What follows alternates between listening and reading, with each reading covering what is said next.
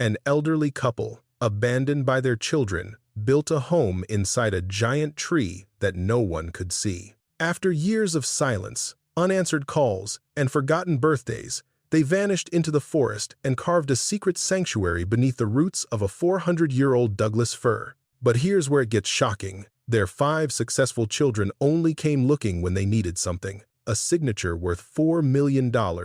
One son finds the hidden hatch. He stands right above his parents, his hand on the wood, ready to open it. But what he discovers about himself stops him cold. Now, the parents hold all the power, and they're not sure their children deserve to be found. Will they open the door to forgiveness, or will they let their own family search forever for a home they'll never see? The call came on a Tuesday morning in late October, and it wasn't about love. Richard Harmon was sitting in his corner office on the 32nd floor of a glass tower in Chicago when his phone lit up with his sister's name. He almost let it go to voicemail. Catherine only called when she needed something, and Richard had a meeting in 15 minutes with clients worth more than his parents' entire lives combined. But something made him answer. Maybe it was the fact that she'd called twice already that morning. Maybe it was the way his coffee had gone cold without him noticing, a sign he was more distracted than he'd admitted. "We have a problem," Catherine said before he could even say hello. "Good morning to you too. Richard, I'm serious.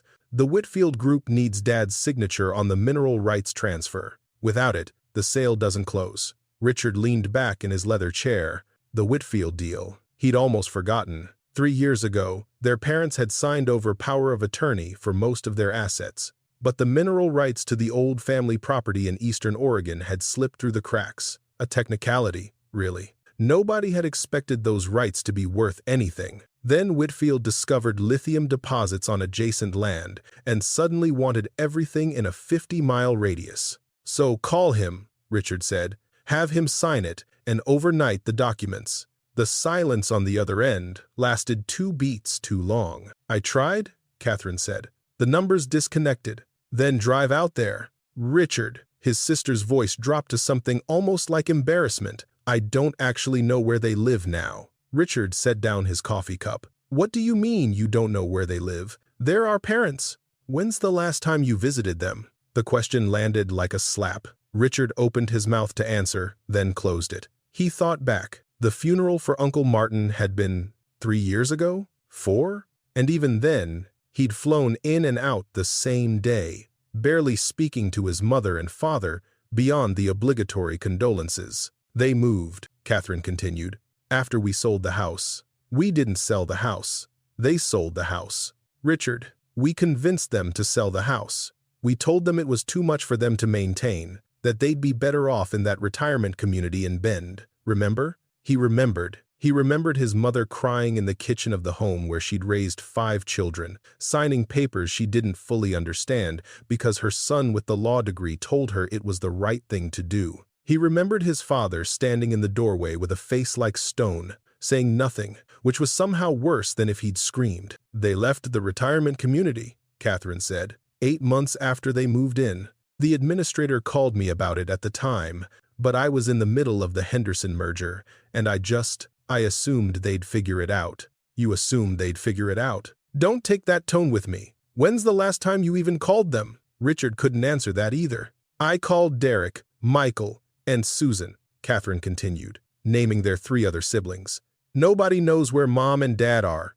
Derek thought they might have moved closer to Michael in Portland, but Michael hasn't heard from them in over a year." Susan said. She paused. "Susan said she sent them a Christmas card last year, and it came back marked, 'Return to sender, address unknown.'" Richard stood up and walked to the window. 32 floors below, Chicago moved like a living thing, cars and people flowing through concrete veins. Somewhere out there, in a country that suddenly seemed very large, his 78-year-old parents had vanished. "How is this possible?" he asked. "People don't just disappear." "Old people do," Catherine said quietly. "Old people nobody's looking for." The meeting with the clients went poorly. Richard couldn't focus. He kept thinking about his father's hands, the ones that had built their childhood treehouse, fixed every broken bicycle, changed the oil in every car Richard had ever owned until he left for college. He thought about his mother's voice, how she used to call every Sunday without fail until,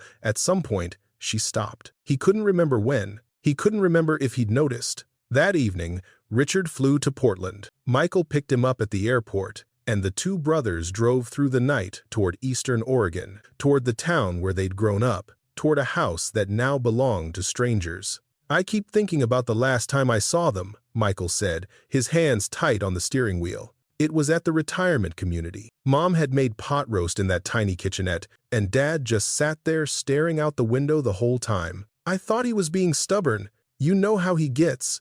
"Gets," Richard corrected. "What?" "You said gets, present tense." "He's not dead, Michael. We don't know that anything's wrong. Maybe they just wanted privacy. Maybe they're traveling." But even as he said it, Richard knew how hollow it sounded. Their parents didn't travel. Their parents had lived in the same house for 43 years, knew every neighbor by name, had a routine so predictable you could set your watch by it. The idea of them wandering the country at 78 was absurd. They reached the town at 3 in the morning. Nothing was open. They sat in the parking lot of a gas station and watched the stars wheel overhead, and Richard tried to remember the last time he'd seen stars like this. So many they seemed to press down on the earth with their weight. "We're terrible sons," Michael said. It wasn't a question. Richard didn't argue. The next morning, they started asking questions. They went to the retirement community first, but the staff who'd been there when their parents left had since moved on. The current administrator, a harried woman named Patricia, found the file after 20 minutes of searching. "They gave 30 days notice," she said, flipping through papers. "Very proper about it. Your father came in and signed everything himself. He didn't leave a forwarding address." She looked up. "We tried calling the emergency contacts on file, but no one answered." Richard looked at the emergency contact list. His name was first. His number hadn't changed in 15 years. "Were there calls?" he asked. Patricia checked her notes. 3 attempts over 2 weeks. "After that, we closed the file. They'd paid up their account. There wasn't really anything else we could do." 3 calls. His parents had reached out 3 times, and he'd been too busy to answer. Or maybe the calls had come at inconvenient moments, and he'd told himself he'd call back later. How many laters had there been? How many had added up to years? They drove to the old house next, the one where they'd grown up. A young family lived there now, a husband and wife with 2 small children who played in the front yard where Richard once learned to ride a bike. The wife was friendly, but couldn't help. She'd never met the previous owners. The sale had been handled entirely through agents. "We found a few things in the attic when we moved in," she said. "Some old photographs, a couple of boxes of papers. I meant to track down the sellers and return them, but life got busy. You know how it is."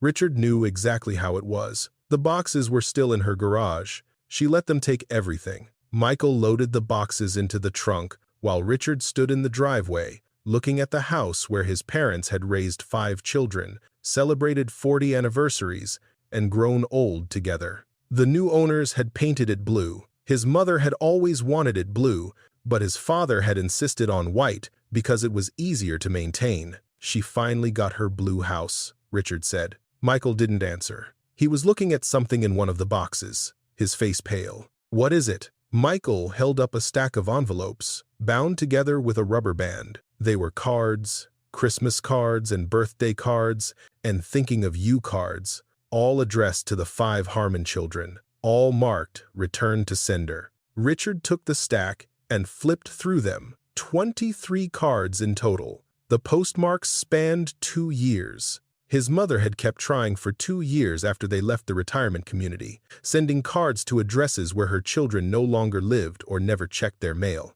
At the bottom of the stack was a letter. It wasn't in an envelope. It was written on plain paper, in his mother's careful handwriting, and it was dated 18 months ago. "To our children, if you're reading this, then perhaps you finally came looking. We waited a long time for you to call, to visit, to remember that we existed. Your father says I shouldn't be angry, that you have your own lives now, your own families, your own worries. He's always been better at forgiveness than me. We've decided to stop waiting. There's no point in staying somewhere we're not wanted. We're going somewhere we can be useful again. Somewhere we can build something with our own hands instead of sitting in that little apartment watching television until we die. Don't worry about us.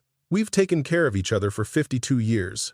We don't need anything from you that you're not willing to give freely. I used to dream that one day all 5 of you would come home at the same time, that we'd sit around the table like we used to, that I'd cook too much food and your father would complain about the noise but secretly love it. I've stopped dreaming that now. Some things aren't meant to be. If you find us, it will be because you wanted to, not because you needed something. And if you never find us, then I suppose this letter will sit in a box somewhere until someone throws it away. We love you. We always have. We always will. But love isn't enough if it only goes one direction. Mom. Richard read the letter 3 times.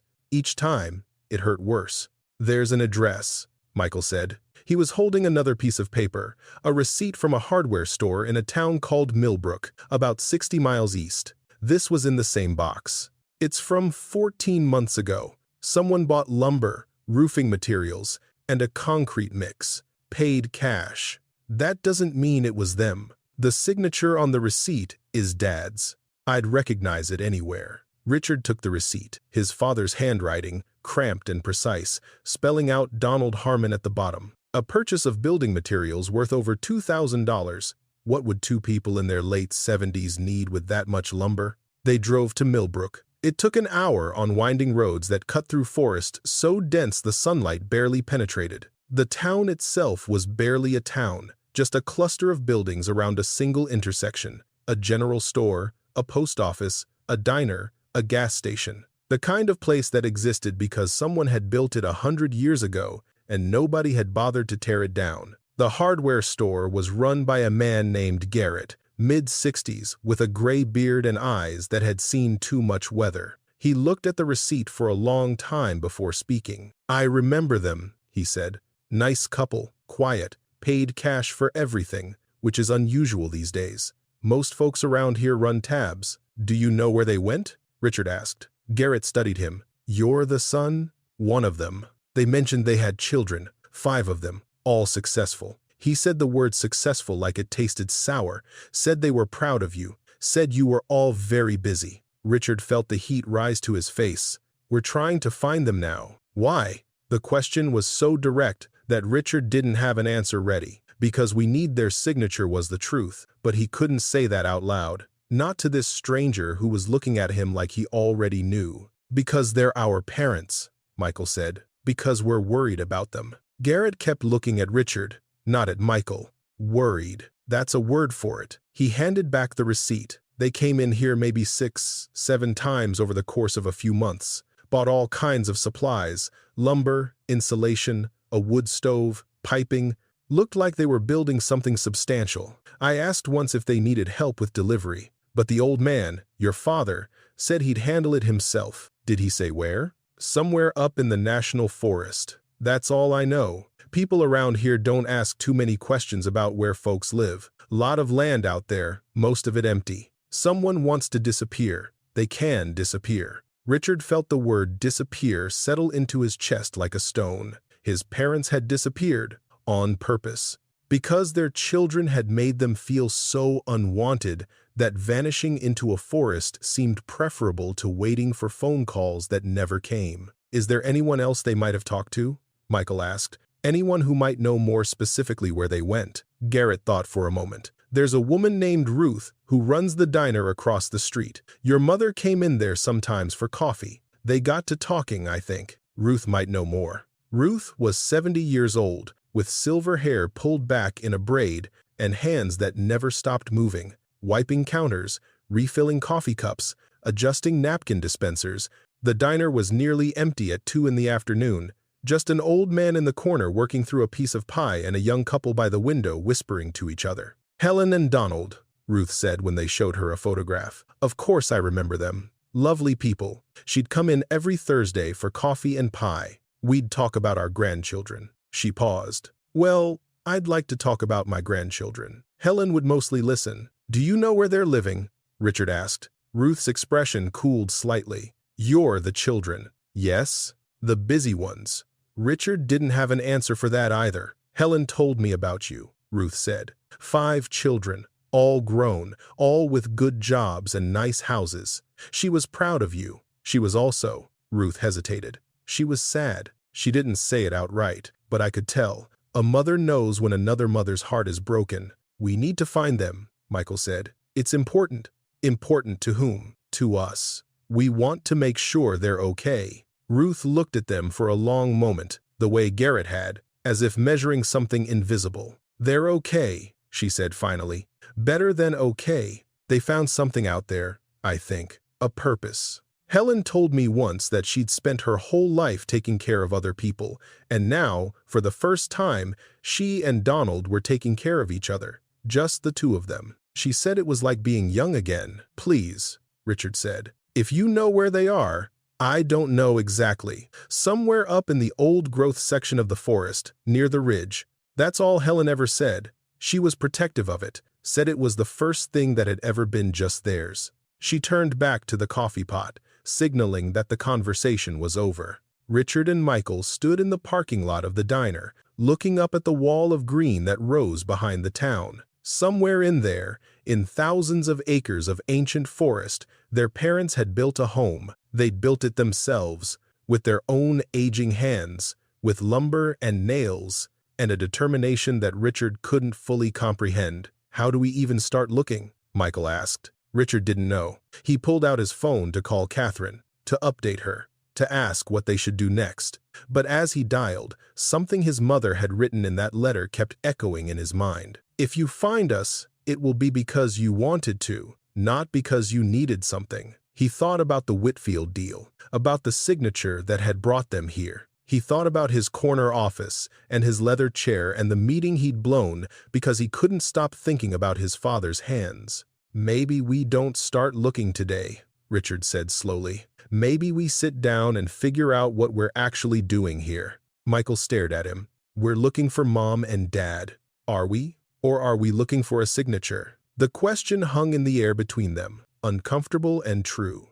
And somewhere, miles away, up a mountain and through trees so old they'd been alive when this country was born, an old man lifted a hidden wooden hatch and climbed down into the earth, where his wife sat on their bed in a room carved from the roots of a giant Douglas fir, sipping coffee by firelight, smiling at the sound of his footsteps. Any trouble? She asked. None, Donald Harmon said, hanging his coat on a peg made from a bent branch. Picked up the supplies. Saw no one who mattered. Another quiet day. At his feet, a dog with graying fur wagged its tail and turned 3 circles before settling on its bed. Helen held out a cup of coffee, steam rising in the warm air of their impossible home. Good, she said. I like our quiet days.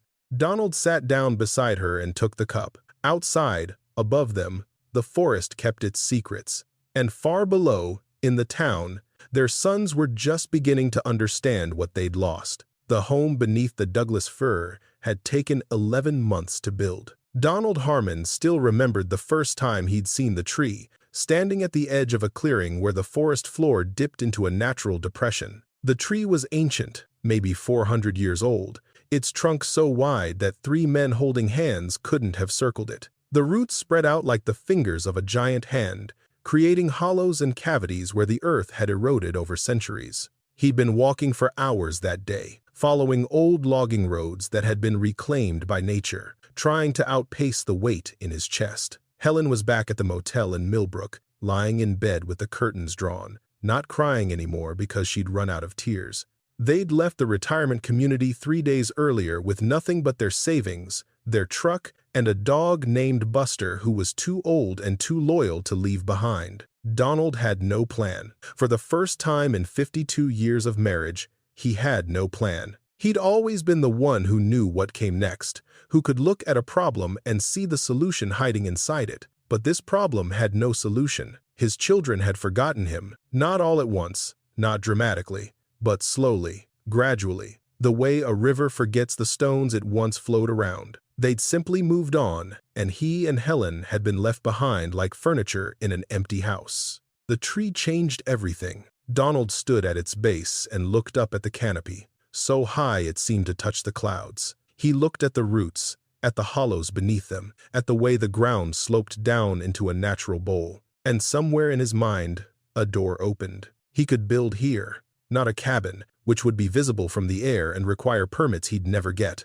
Something else, something hidden. A home carved into the earth itself, sheltered by roots and soil, invisible to anyone who didn't know exactly where to look. It was crazy. He was 76 years old. His back ached every morning, his hands weren't as steady as they'd been, and his heart had already given him one warning that he'd chosen to ignore. Building an underground home in the middle of a national forest was the kind of idea a young man might have, a young man with time and strength and nothing to lose. But Donald Harmon had nothing to lose either. That was the thing his children didn't understand. When you take away everything that matters to a man, you don't make him weak, you make him dangerous. You make him free. He went back to the motel that night and told Helen what he'd found. "You want to live in a hole in the ground," she said. "It wasn't a question. I want to live somewhere that's ours. Somewhere nobody can take from us. Somewhere we don't have to wait for phone calls that never come or visits that never happen." Helen was quiet for a long time. Buster lay between them on the bed, his graying muzzle resting on his paws. "Can you really build it?" she asked finally. "At your age?" "I built our first house with my own hands when I was 24. I built the addition when the twins came. I built that treehouse the kids loved so much, and the deck and the workshop." He took her hand. "I've got one more build left in me, Helen. I know I do, and I want it to be for us. Just us." She looked at him, and he saw something in her eyes he hadn't seen in years. Hope, small and fragile, but there. "Show me," she said. The next morning, they drove out to the forest together. Donald led her along the overgrown road, then off into the trees, following markers he'd left the day before. When they reached the clearing, Helen stood very still, looking at the ancient tree the way a person looks at a cathedral. "Oh, Donald," she whispered. "I know. It's beautiful. I know." She walked to the base of the tree and pressed her palm against the bark. "It's been here for hundreds of years, longer than our country, longer than anyone's memory. And nobody knows about it. Nobody comes here. I walked for 6 hours yesterday and didn't see another soul." Helen turned to face him. She was 74 years old, her hair gone white, her body carrying the weight of decades. But when she smiled, Donald saw the girl he'd married, the one who'd agreed to build a life with him when he had nothing but calloused hands and big dreams. "Okay," she said, "let's build our home." They started that week. Donald drew plans on graph paper, measuring the space between roots, calculating load-bearing requirements, figuring out how to create a structure that would be invisible from above and waterproof from below. He drove to hardware stores in 3 different towns, paying cash, never buying too much at once, never giving his real name. Helen worked beside him every day. She couldn't do the heavy lifting,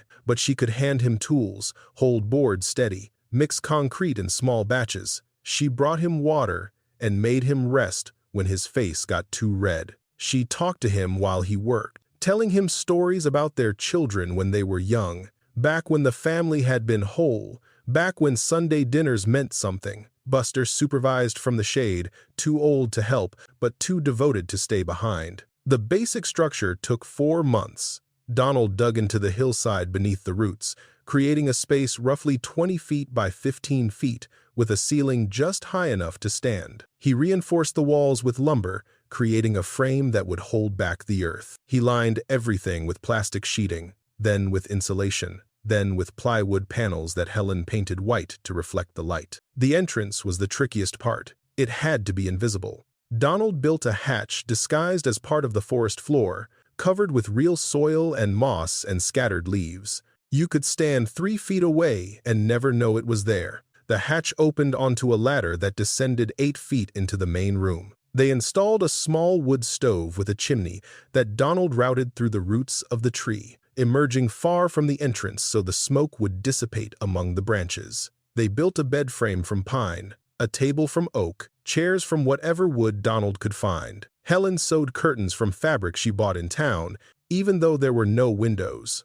"A home needs curtains," she said, and that was that. By the time winter came, they had walls, a floor, a ceiling, a stove, and each other. They had running water from a spring Donald had diverted through PVC pipes. They had a composting toilet in a small side chamber. They had shelves lined with canned goods, oil lamps for light, and a battery-powered radio that picked up stations from as far away as Portland. They had, against all odds, a home. The first night they slept underground, Helen cried. But they were different tears than the ones she'd cried in the motel. These were tears of relief, of wonder, of gratitude. "We did it," she said in the darkness, her voice muffled against Donald's shoulder. "We actually did it. We did. Nobody knows we're here. Nobody. Not even the children." Donald was quiet for a moment. No, not even them. Helen pulled back and looked at him, though neither could see the other's face. "Do you think they'll ever come looking?" "I don't know. Do you want them to?" It was a question Donald had been avoiding for months. The honest answer was complicated. Part of him wanted his children to burst through the door, to fall to their knees, to beg for forgiveness. Part of him wanted them to understand what they'd done, to feel even a fraction of the pain they'd caused. But another part of him, a part that grew larger every day, simply didn't care anymore. "I want them to want to," he said finally, "but I'm done waiting for it." Helen was quiet, processing this. Then she took his hand in the darkness. "Me too," she said. The seasons turned. Winter melted into spring, and Donald expanded the home. He added a second room, smaller than the first, which became Helen's space for the sewing and quilting she'd always loved but never had time for when she was raising 5 children. He built a root cellar within the root cellar, a deeper chamber where they could store vegetables from the small garden Helen planted in the clearing above, camouflaged among wild plants to look like natural growth. Summer brought warmth and long days. Helen would sit outside in the mornings, hidden by the trees, drinking coffee and listening to birds. Donald would work on projects, a better rainwater collection system, a smokehouse for preserving meat, a small chicken coop disguised as a deadfall. Buster would lie in patches of sunlight, his arthritis easing in the heat. They talked more than they had in years. Not about the children, not about the past, but about everything else.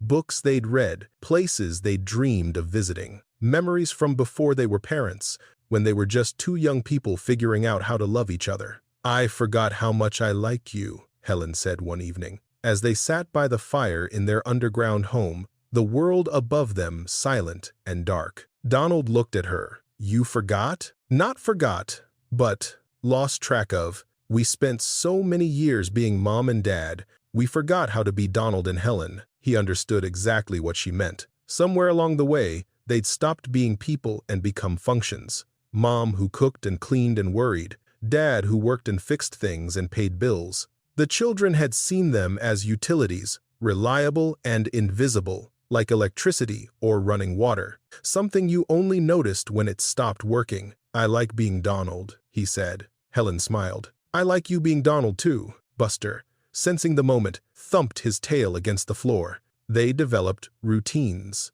Donald would go to town every 2 weeks for supplies, always varying which town, always paying cash, always keeping conversations short. Helen would stay behind, tending the garden, preparing meals, writing in the journal she'd started keeping. She wrote about the weather, about the plants, about the animals they saw. She wrote about Donald, about the way he hummed while he worked, about the surprising gentleness of his hands when he didn't think anyone was watching. She didn't write about the children, not anymore. Once, about 8 months after they'd moved into the home beneath the tree, a hiker passed, within 50 yards of their clearing. Donald and Helen were inside, and they heard footsteps above, heard the crackle of someone moving through underbrush. Buster's ears went up, and Helen put her hand over his muzzle to keep him quiet. They sat in absolute stillness for 10 minutes until the sounds faded into the distance. "That was close," Helen whispered. "But not close enough," Donald said. "No one's going to find us unless we want to be found." That night, Helen asked him again, "Do you think they'll ever look? The children?" "Yes." Donald considered the question seriously. He thought about Richard, the oldest, the lawyer with the corner office who'd explained in patient, condescending detail why selling the house was the right decision. He thought about Catherine, the businesswoman, who'd scheduled their move to the retirement community around her merger timeline like they were items on a spreadsheet. He thought about Derek, Michael and Susan, the younger three, who'd simply followed their older siblings' lead, too busy with their own lives to question whether abandoning their parents was the right thing to do. They might, he said, if they need something. That's not the same as wanting to find us. No, it's not. Helen was quiet for a long moment. Then she said something that surprised him. I hope they do come looking, not because I want to go back, but because I want them to see what we built. I want them to know that we didn't just survive without them. We thrived. Donald pulled her close. They'll see, someday, and they'll understand. Will they? They'll have to. A year passed. Then, too, Donald's hair went from gray to white. His knees complained more in the morning, and he couldn't work as long as he used to before his body demanded rest. But the home kept growing, kept improving. He added a skylight disguised as a break in the foliage, letting natural light pour into the main room during the day. He built a porch of sorts, a covered space between the roots where they could sit outside even in the rain. Helen's garden flourished. She grew tomatoes, squash, beans, and herbs. She learned which wild plants were edible and which were medicinal. She became, in her late 70s, a better gardener than she'd ever been, because for the first time in her life, she was gardening for joy, not duty. Buster died in the 3rd year. He went peacefully, in his sleep, on the bed Donald had built for him by the stove. They buried him in the clearing, under a young fir tree that Helen said would grow tall and strong, nourished by his love. He was a good dog, Donald said, standing over the small grave. He was our family, Helen replied, the only one who never left. They adopted another dog a few months later, a stray that Donald found near the highway, thin and scared and missing half an ear. They named him Keeper because Helen said that's what he was, a keeper. Keeper took to the underground life immediately. He learned to be quiet, to stay close, to bark only when something was truly wrong. He learned the sound of Donald's footsteps and would wag his tail before the hatch even opened. He learned to lie across Helen's feet in the evening, keeping her warm while she knit blankets they didn't need. But that made the home feel more like a home. 4 years passed. 4 years of quiet mornings and peaceful evenings, of coffee by firelight and meals made from food they'd grown and hunted themselves. 4 years of freedom from waiting, from hoping, from the slow poison of disappointment. And then, one Thursday in late October, Donald came back from town with a troubled look on his face. "What is it?" Helen asked. He sat down heavily at the table, setting a bag of supplies on the floor. "I saw a flyer in Millbrook. Someone's looking for us." Helen went very still. "The children?" "It didn't say. Just had our names and an old photo, the one from our anniversary party, I think. Have you seen this couple? Family seeking information. Reward offered." "A reward? $5,000. Helen's hands tightened on her coffee cup. "After 4 years. They're looking now. Something must have changed. They must need something. The mineral rights." Helen's voice was flat. "Remember? We never signed the final transfer. Catherine mentioned it before we left, and I said I wanted to think about it, and then we left. So they're not looking for us. They're looking for our signatures." Donald nodded slowly. "That's my guess." Helen stood up and walked to the far end of the room, where a small mirror hung above a basin of water. She looked at her reflection for a long moment. The white hair, the weathered face, the eyes that had seen too much and expected too little. "What do we do?" she asked. "That's up to you. If you want to see them." "I don't." The words came out sharp, and Helen seemed surprised by her own vehemence. She softened. "I don't know. Part of me does. Part of me wants to look them in the eyes and ask them how it felt to forget we existed. But another part of me doesn't want to give them the satisfaction. No." She turned to face him. "I don't want to leave this. What we've built, the peace we've found. If we go back into their world, even for a moment, we might lose it." Donald crossed the room and took her hands. "Then we don't go. We stay right here. They can look all they want, but they won't find us unless we let them. Can we do that? Just hide forever?" "We're not hiding, Helen. We're living. There's a difference." She leaned into him, and he held her the way he'd held her for 56 years, through births and deaths and everything in between. "I love you," she said. I love you too. Above them, somewhere in the forest, the children were searching, but the children didn't know about these woods. They didn't know the old logging roads or the hidden springs, or the way the land folded into itself, keeping its secrets. Donald and Helen knew, and for now, that was enough. Keeper lay by the stove, tail wagging softly, as if he understood that everything was going to be all right. Richard couldn't sleep. He lay in a motel room in Millbrook, staring at a water stain on the ceiling that looked vaguely like the state of Texas, listening to Michael snore in the next bed. It was 2 a.m. They'd been in Oregon for 5 days now, and they were no closer to finding their parents than when they'd started. Catherine had flown in on day 3, bringing her laptop and her efficiency and her barely concealed irritation that this situation was taking so long to resolve. Derek had driven down from Seattle on day 4. Susan was arriving tomorrow. Only Michael had been here from the beginning, and Richard could see the toll it was taking on him, the way his hands shook when he drank his coffee, the way he flinched every time the phone rang. They'd put up flyers. They'd talked to everyone in town. They'd hired a private investigator who'd taken their money and produced nothing but a report that said, essentially, your parents don't want to be found, as if they didn't already know that. Richard got up and walked to the window. The town was dark except for a single street light and the neon glow of the diner sign, which Ruth apparently left on all night. He thought about going over there, getting a cup of coffee, sitting in the booth where his mother had once sat every Thursday. But the thought of facing Ruth again, of seeing that judgment in her eyes, kept him rooted to the spot. The busy ones. That's what Ruth had called them. And she was right. They had been busy. Too busy for Sunday phone calls, too busy for birthday visits, too busy to notice when their parents stopped reaching out, stopped trying, stopped believing that their children would ever come home. Richard pressed his forehead against the cold glass. He could see his reflection, ghostly and transparent, a man who looked older than his 47 years. When had he become this person? When had he stopped being the boy who used to sit on his father's shoulders at 4th of July parades, who used to help his mother in the garden, who used to believe that family meant something unbreakable? He knew the answer, of course. It had happened gradually, the way all erosions happen. One missed call became 2. One skipped holiday became a pattern. One rationalization, they understand, they know I'm busy, I'll make it up to them, became a fortress of excuses, so tall he couldn't see over it anymore. And now his parents were gone, and all the excuses in the world couldn't bring them back. The next morning, Susan arrived. She looked exhausted from the red-eye flight, her eyes swollen like she'd been crying. She was the youngest of the 5, the one who'd always been closest to their mother, and Richard could see the guilt eating at her like acid. I should have noticed, she said, sitting in the diner while Ruth pointedly ignored their table. When the Christmas card came back,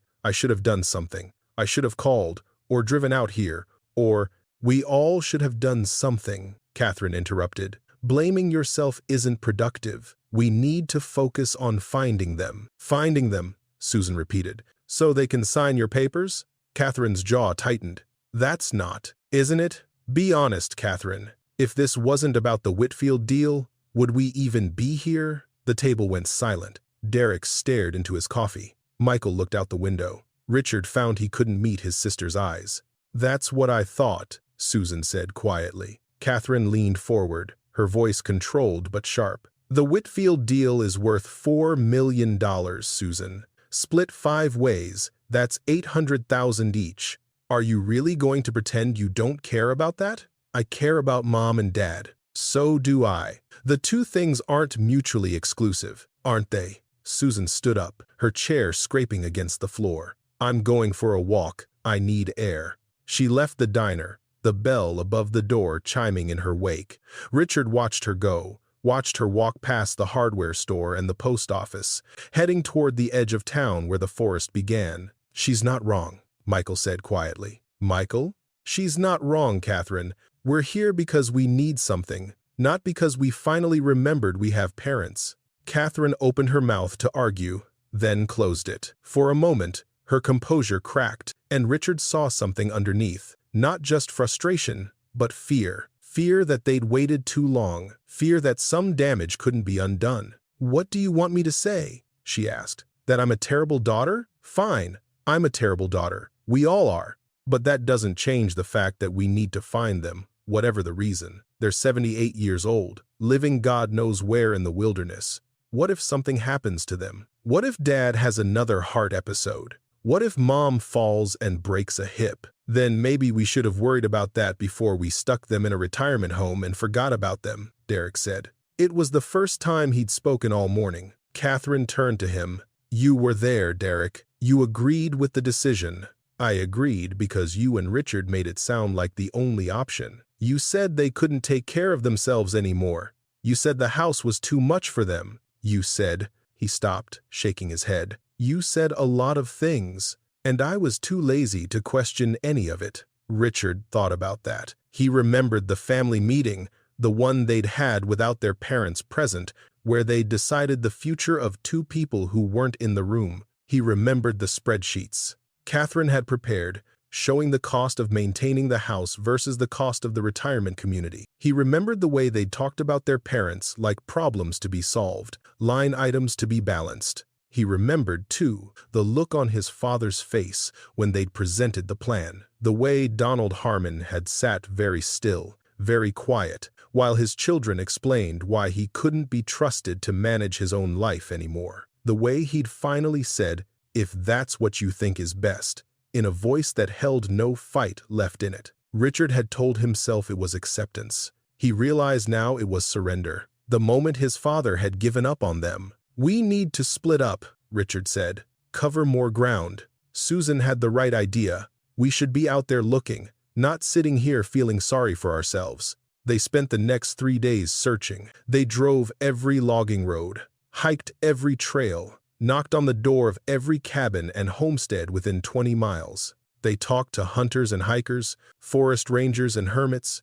Everyone had the same answer. They hadn't seen an elderly couple, didn't know anything about a hidden home, couldn't help. The private investigator's report had included a topographical map with areas circled where someone might feasibly build an off-grid dwelling, places with water access, natural shelter, flat enough ground for construction. There were dozens of such places in the national forest. Searching them all would take weeks. On the 8th day, Richard went out alone. He told the others he was following up on a lead, but the truth was simpler. He needed to get away from his siblings, from their guilt and their justifications, and the way they kept looking at him like he had answers. He was the oldest. He was supposed to know what to do, but he didn't know anything anymore. He drove until the paved road turned to gravel, then until the gravel turned to dirt, then until the dirt became so overgrown he had to stop and continue on foot. He walked for hours, deeper into the forest than he'd ever been, until the trees grew so tall and so thick that the sunlight barely reached the ground. It was beautiful here. Richard had forgotten what real wilderness looked like, not the manicured nature of city parks or the controlled wildness of ski resorts, but genuine, untouched forest. The kind of place where you could walk for days without seeing another person. The kind of place where you could disappear. Is that what you wanted, Dad? He thought. To disappear? To become invisible? The way we made you feel? He stopped to rest on a fallen log, drinking water from a bottle, listening to the birds. A woodpecker drummed somewhere in the distance. A creek burbled nearby. The air smelled like pine and earth and something else, something he couldn't identify. Smoke, very faint, but definitely smoke. Richard stood up, turning slowly, trying to locate the source. It was impossible to tell direction in this dense forest, where sound and smell bounced and scattered. But someone was burning wood nearby. Someone was living out here. He walked toward where he thought the smell was strongest, pushing through underbrush, climbing over fallen trees. After 20 minutes, he emerged into a small clearing at the base of an enormous Douglas fir, the biggest tree he'd ever seen, its trunk wider than his car, its roots spreading out like the tentacles of some ancient creature. The clearing was empty, just the tree, some rocks, a few small plants growing in patches of sunlight. No cabin, no campsite, no sign of human habitation, but the smell of smoke was stronger here. Richard walked around the tree, examining the ground. Nothing. He looked up into the canopy, wondering if someone had built a treehouse.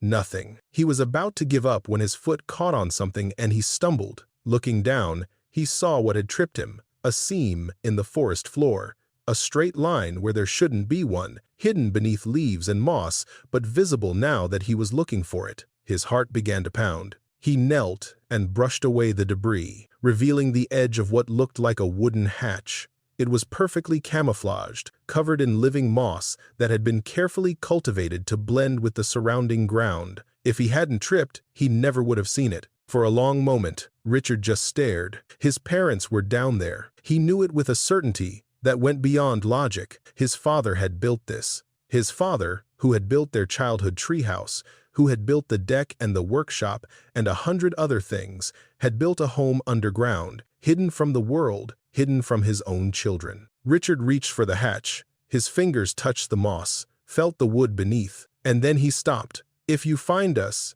it will be because you wanted to, not because you needed something. His mother's words from the letter she'd written, knowing they'd probably never read it, that they'd probably never come looking, that they'd probably never care enough to try. But he did need something. That was the terrible truth. He was here because of the Whitfield deal, because of money, because of mineral rights that had suddenly become valuable. He was here because his parents had something he wanted, not because he wanted his parents. What would happen if he opened that hatch? He'd find them. Yes, he'd get the signature. The deal would close, the money would flow, everyone would go back to their lives. But what about his parents? Would they go back to the retirement community they'd hated? Would they return to a world that had no place for them? Or would they stay here, in this impossible home they'd built, and simply refuse to come out? Richard sat back on his heels, his hand still resting on the hidden hatch.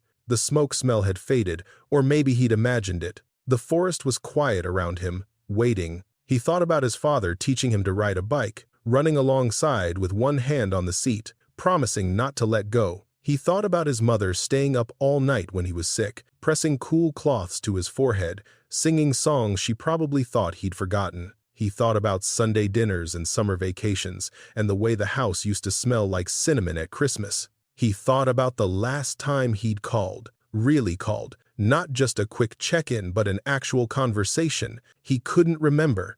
It had been so long that the memory had simply faded away. Slowly, Richard stood up. He looked at the hatch for another long moment. Then he turned and walked back the way he'd come. He didn't tell his siblings what he'd found. That night, he lay awake again, but this time, the thoughts were different. He wasn't thinking about the deal or the money or even the guilt. He was thinking about his parents, down there in the earth, living a life they'd chosen after their children had refused to choose them. Were they happy? Ruth had said they were. The woman at the diner had said his mother talked about finding purpose, about being young again. They'd built something with their own hands, something hidden and secret, and entirely their own. And here he was, ready to take it away from them. The next morning, Richard called a family meeting. They gathered in Catherine's motel room, coffee cups and laptops scattered across every surface. "I think we should go home," Richard said. Catherine stared at him.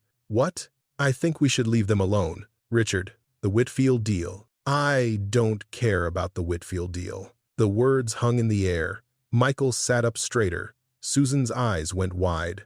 Derek set down his coffee cup with a soft click. "You don't mean that," Catherine said. "I do." Richard walked to the window, looking out at the forest that held his parents' secret. "We abandoned them, Catherine. We stuck them in a home they hated and then forgot they existed. And now, for the first time in years, they're happy. Ruth said so. The guy at the hardware store said so. Everyone we've talked to says they seemed peaceful, content, like they'd found something they'd been missing. They're living in the wilderness at 78 years old. They're living the life they chose. Don't we owe them that much? After everything we put them through?" Susan spoke up quietly. "What about making things right? What about apologizing?" Richard turned to face her. "Would you want our apology if you were them? Would you trust it?" Susan didn't answer. "We can't undo what we did," Richard continued. "We can't give them back the years we ignored them, but we can give them this. We can walk away and let them live in peace." "And the mineral rights?" Catherine asked. Her voice was strained. "Let them lapse. Let Whitfield find another deal. It's just money, Catherine. It's $4 million. And they're our parents." The room fell silent. Richard watched his siblings process what he was saying. He saw the conflict in their faces, the greed warring with the guilt, the practicality fighting the regret. Finally, Derek spoke. "How do we even know they're still out there? How do we know they're okay?" "We don't," Richard admitted. "But I think if something had happened to them, we'd know. This town is small. People talk. If an elderly couple had been found hurt or sick in the forest, Ruth would have heard about it." "That's not exactly reassuring." "No, but it's something." Catherine stood up and walked to the window, standing beside Richard. For a long moment, she didn't speak. "I keep thinking about the Christmas cards," she said finally. "The ones Mom sent that came back unopened. 23 of them. For 2 years, she kept trying to reach us, and we just didn't notice." "I know. What kind of person doesn't notice their mother trying to reach them? The kind of person who's too busy being successful to remember what matters." Catherine's composure finally cracked. Her shoulders shook, and when she turned to face Richard, there were tears on her cheeks. "I'm so sorry," she whispered. "I'm so sorry." Richard pulled her into a hug, and for the first time since they were children, his sister cried in his arms. They left Millbrook the next day. Richard was the last to go, standing in the parking lot of the motel, looking toward the mountains where his parents lived their hidden life. He'd written a letter. He didn't know if they'd ever receive it, didn't know if Ruth would agree to hold it in case they came to town, didn't even know if it said the right things. But he'd written it anyway. "Dear Mom and Dad, I found your home, the one beneath the tree. I didn't open the hatch because I realized I hadn't earned the right. I'm not going to pretend I came here for the right reasons. I came because we needed your signature on some papers. Business, money, the usual things that seem so important until they're not. But somewhere along the way, I remembered who I used to be. I remembered the father who taught me to build things, and the mother who taught me that some things can't be measured in dollars.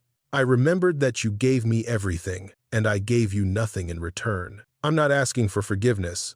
I'm not even asking to see you. I just wanted you to know that we finally understand what we did, and we're sorry. Not sorry because we need something. Sorry because we finally see you, really see you, as people who deserved so much better than the children you raised. If you ever want to reach out, you know where to find us. But if you don't, I understand. You've built a beautiful life out there. You've earned your peace. I love you. I should have said it more when it mattered. Richard." He gave the letter to Ruth, who took it with an unreadable expression. "You're leaving," she said. It wasn't a question. "Yes, without finding them." "I found them," Richard said. "I just decided not to disturb them." Ruth studied him for a long moment. Something shifted in her face.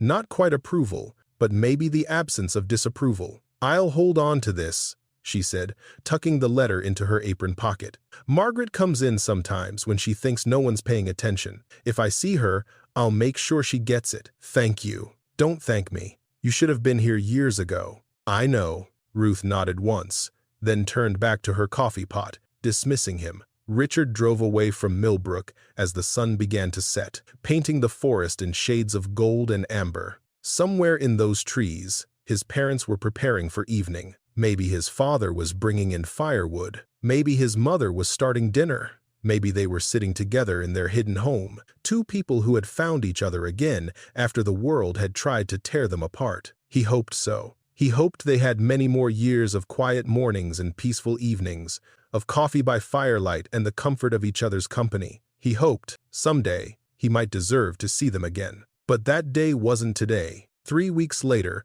a woman with white hair walked into Ruth's diner on a Thursday morning. She ordered coffee and pie, same as always, and sat in the booth by the window, watching the autumn leaves fall. Ruth brought her order over, along with an envelope. "Someone left this for you," Ruth said. "About 3 weeks back." Helen Harmon looked at the envelope. She recognized the handwriting immediately. Richard's cramped, hurried script, so different from Donald's careful letters. "Thank you," she said quietly. Ruth lingered for a moment. They seemed different at the end. "Your children, especially the oldest one. He seemed like he was finally seeing something he'd missed before." Helen didn't respond. She just held the envelope, feeling its weight, wondering what words her son had finally found after all these years of silence. She didn't open it in the diner. She tucked it into her coat pocket and finished her coffee, watching the world go by outside the window. Then she paid her bill, said goodbye to Ruth, and walked back into the forest.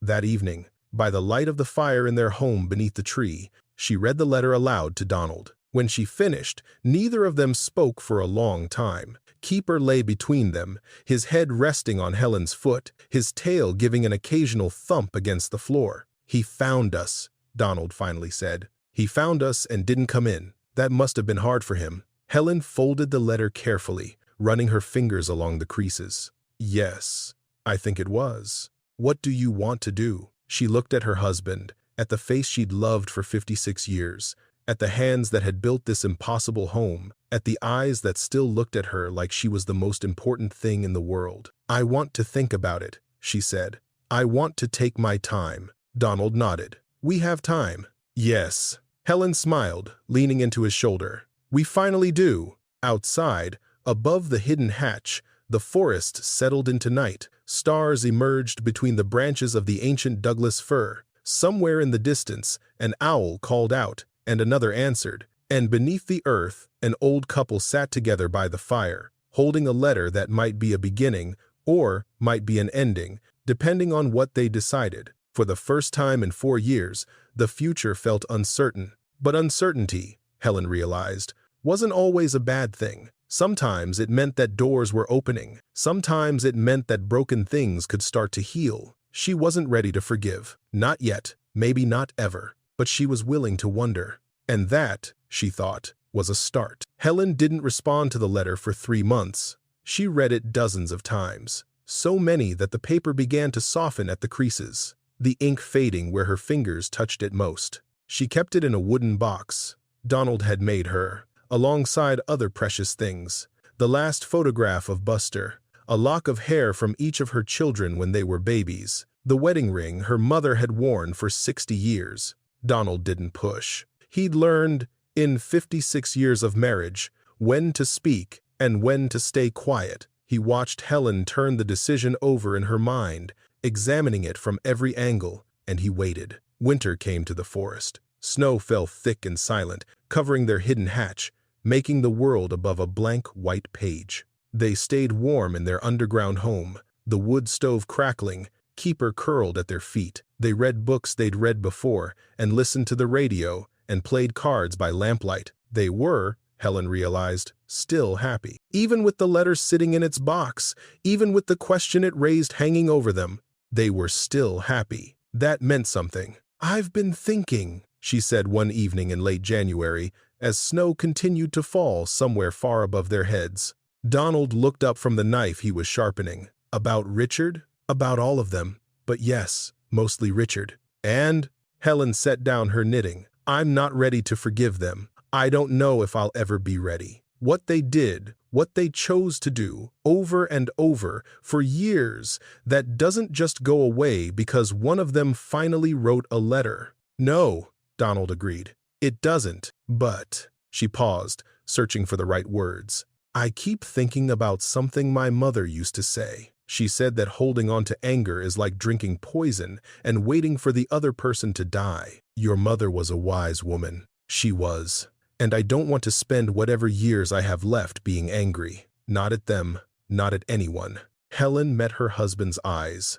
"I want to write back." Donald nodded slowly. "What do you want to say?" "I don't know yet, but I think I need to see him, Richard. Just him, just once. I need to look at my son and see if there's anything left of the boy I raised. And if there isn't?" Helen's smile was sad. "Then at least I'll know, and I can stop wondering." She wrote the letter that night, by the light of the oil lamp, while Donald slept and Keeper snored softly in his bed by the stove. It took her 4 attempts to get the words right. "Richard, I received your letter. It took me a long time to decide how to respond, or whether to respond at all. You were right that you hadn't earned the right to open that hatch. You were right that you came for the wrong reasons. And you were right that what you did, what all of you did, cannot be undone. But your father taught me long ago that people can change. He was a stubborn, prideful man when I married him, and he's still stubborn, but he learned to be gentle. He learned to listen. He learned that being strong doesn't mean being hard. I want to see if you've learned anything. There's a place in the forest, about a mile from the old fire lookout on Deer Ridge. You'll find a clearing with a creek running through it and a flat rock big enough for 2 people to sit on. Be there on the first Saturday of March at sunrise. Come alone. Don't tell your siblings. If you're not there, I'll understand. If you are, we'll talk. That's all I can promise. Your mother. She gave the letter to Ruth on her next trip to town. Ruth took it without comment, but her eyes were curious. He'll get this? Helen asked. I have his address. I'll mail it today. Thank you. Ruth hesitated, then spoke. Margaret, Helen, whatever your name really is, are you sure about this? No, Helen admitted, but I'm doing it anyway. The first Saturday of March dawned clear and cold. Helen woke before the sun, dressing quietly so as not to wake Donald, though she suspected he was already awake and simply pretending otherwise. He knew where she was going. They'd talked about it the night before. Do you want me to come? He'd asked. No, this is something I need to do alone. What if he doesn't show? Then I'll come home and we'll have breakfast and life will go on. Donald had taken her hand. And if he does show, what then? Helen had no answer for that. She climbed the ladder, pushed open the hatch, and emerged into a world transformed by early spring. The snow was mostly gone, replaced by patches of green and the first tentative wildflowers. The air smelled like wet earth and new growth. Above her,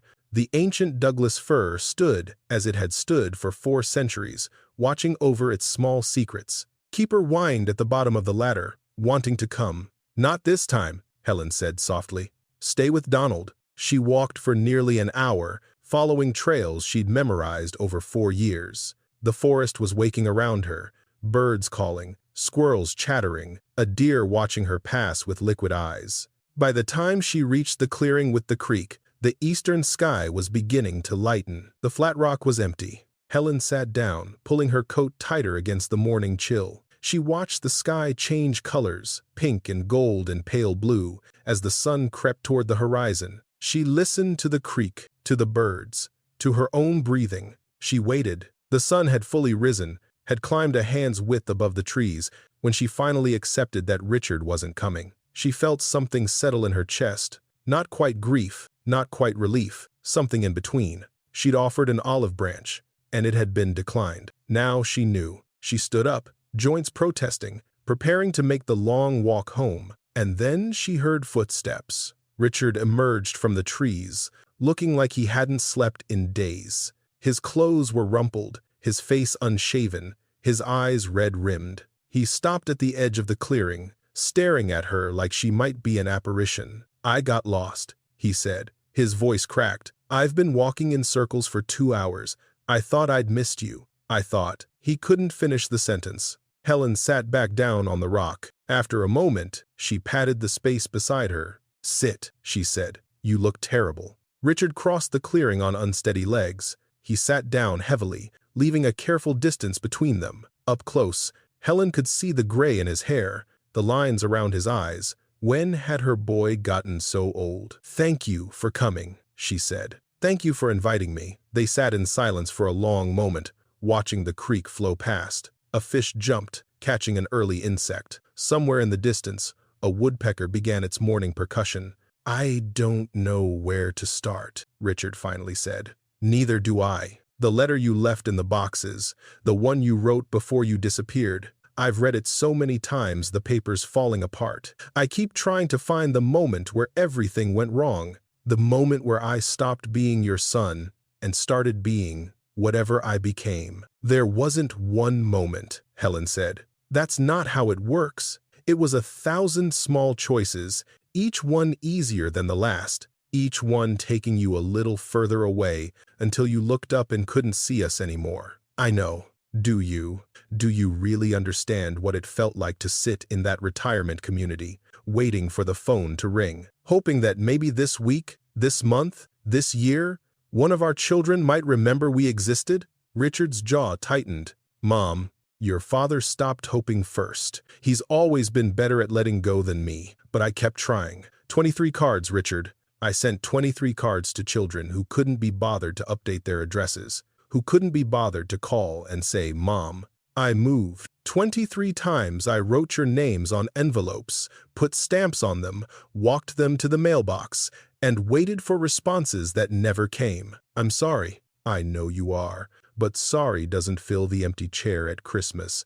Sorry doesn't answer the phone at 3 in the morning when your father had chest pains and I didn't know who else to call. Sorry doesn't. Helen's voice broke. She took a breath, steadied herself. Sorry doesn't give us back the years we lost. Richard was crying now, silently, tears tracking down his weathered face. He didn't try to wipe them away. When I found your home, he said, when I was standing over that hatch with my hand on the wood, I realized something. I realized that you and Dad had built a life without us. A real life, not just survival. You'd made something beautiful, something hidden, something that was entirely yours.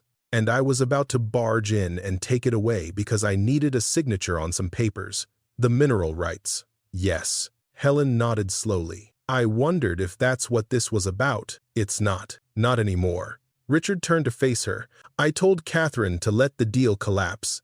I told all of them that some things are more important than money. Michael and Susan agreed. Derek came around eventually. Catherine, he shrugged. Catherine is still Catherine. But she signed the withdrawal papers anyway. You gave up $4 million?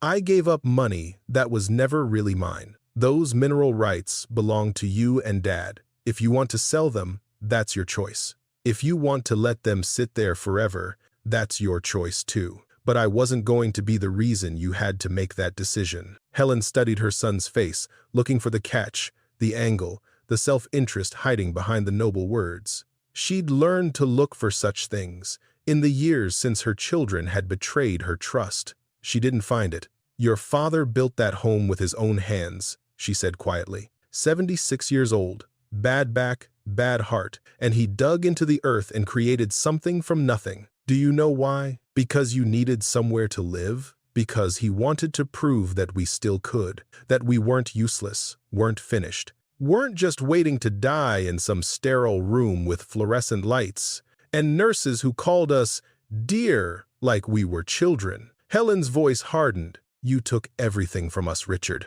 Our home, our independence, our dignity, and then you forgot we existed. Your father built that home to prove that we were still people, still capable, still alive. I know. Do you? Do you understand what it means to be discarded by the people you raised? To give 50 years of your life to your children and have them throw you away like an old appliance? No, Richard admitted. I don't understand. I can't understand, but I want to try. The sun had climbed higher, warming the clearing, burning off the morning mist. Helen watched a butterfly land on a nearby flower, its wings opening and closing slowly. When you were 7, she said, you fell out of the treehouse your father built, broke your arm in 2 places. Do you remember? I remember the cast. It was green.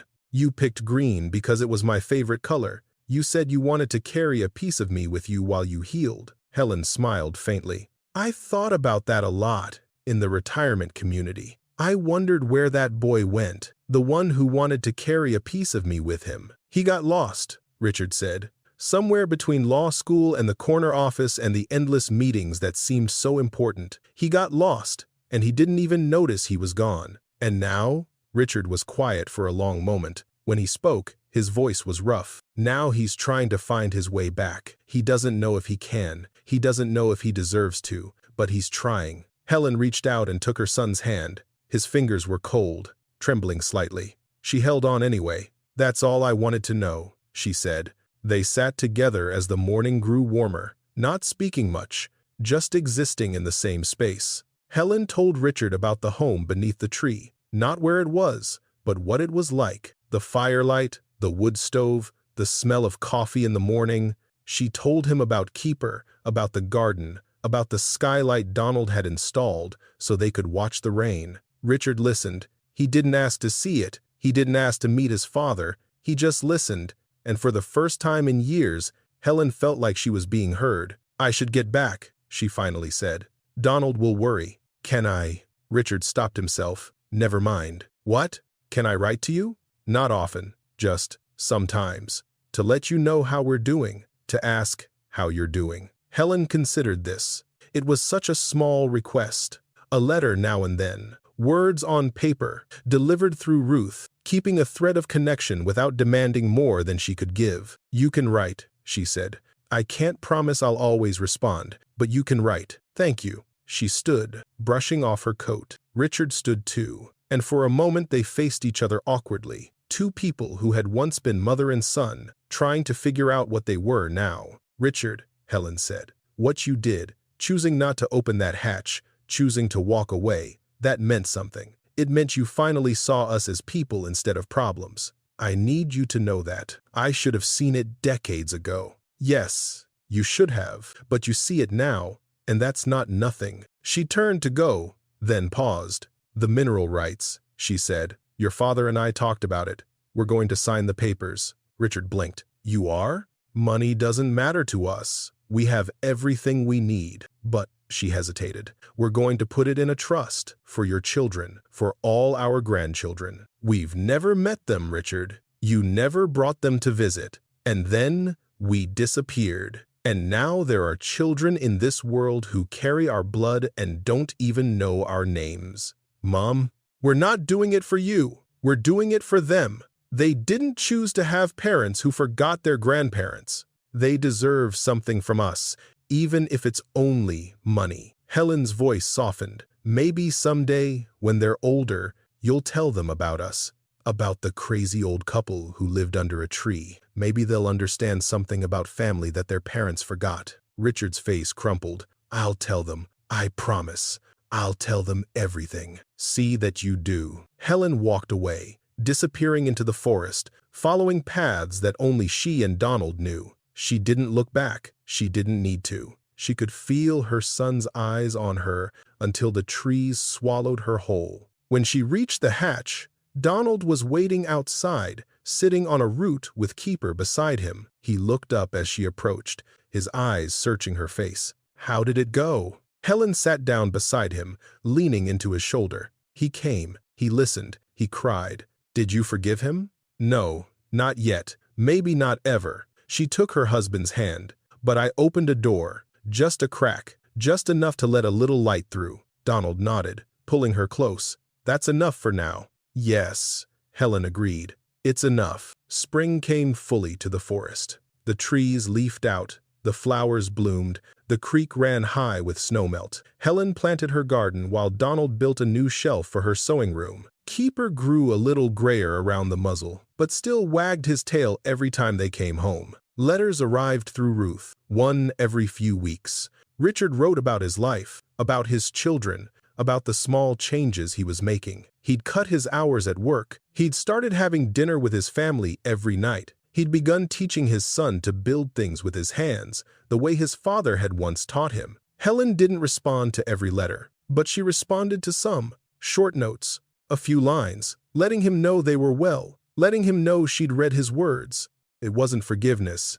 It wasn't reconciliation. It was something smaller, more fragile, more honest. It was two people learning to see each other again, across a distance that might never fully close. One evening in late May, as the sun set and the forest filled with golden light, Helen and Donald sat on their little porch between the roots of the ancient tree. Keeper lay at their feet, dreaming whatever dreams old dogs dream. The wood stove had been cold for weeks, but the evening was warm enough that they didn't miss it. "Do you think he'll ever come here?" Donald asked. "To the home?" Helen considered the question. "Maybe. Someday, when he's earned it. How will he earn it? By showing up, year after year, letter after letter, by proving that he means what he says, that this isn't just guilt that will fade when the next distraction comes along." She looked at her husband. "We gave them 50 years of showing up. It's their turn now." Donald nodded slowly. "And if he does earn it? If he proves himself?" Helen smiled,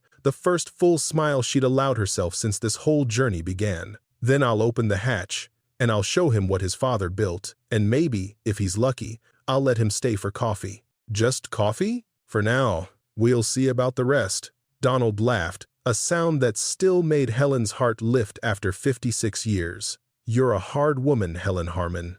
"I learned from a hard man." They sat together as darkness fell, watching the stars emerge one by one through the canopy above. Somewhere out there, in cities and suburbs and lives they could barely imagine anymore, their children were living their complicated lives, maybe thinking about them, maybe not. It didn't matter anymore. What mattered was this: the warmth of Donald's hand in hers, the soft sound of Keeper's breathing, the smell of pine and earth and home. What mattered was that they had built something that couldn't be taken away, a life that belonged entirely to them. What mattered was that they had survived being forgotten, and in surviving, had remembered who they really were. "I love you," Helen said. "I love you too." Above them, the ancient Douglas fir stood as it had stood for 400 years, keeping its secrets, sheltering its small family, reaching toward the stars.